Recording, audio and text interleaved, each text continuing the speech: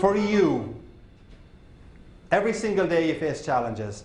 Every single day you face disappointments, issues, difficult colleagues, etc. If you can remember to ask yourself the question, what do I want my attitude to be? It can make a real difference to you. Right. So we've got goals, we've got attitude. Now let's go to behavior.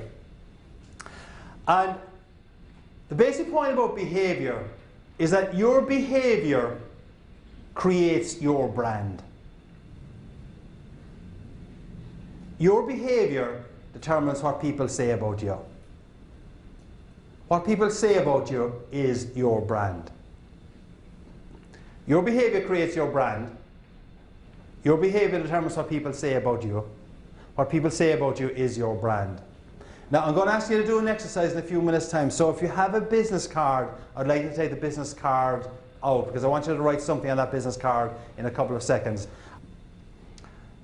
What do people say about you? I'll leave it hanging there for a couple of seconds. In the business that you are in, creating an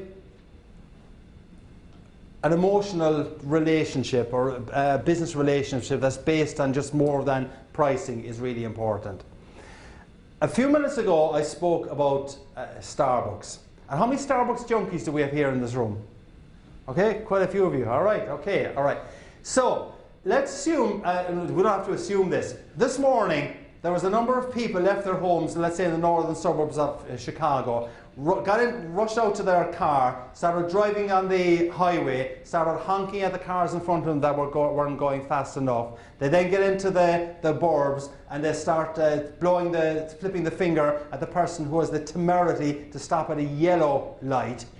A yellow light, can you imagine it? I mean, good Lord. And they're honking, giving out, flipping the board at everyone because people are driving so slowly. And then what this person will do will actually turn in to a Starbucks drive-through where there's 11 cars in front of them and they will wait 14 minutes to get their low-fat frappuccino with added whipped cream with a toss of cinnamon on top of it, right?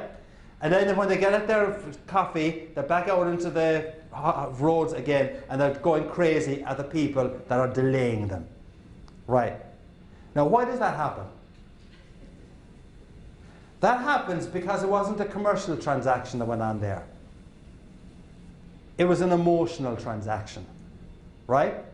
And I think the more that you can move away from just pure commercial transactions to emotional transaction, the better your chances of being successful and getting repeat business.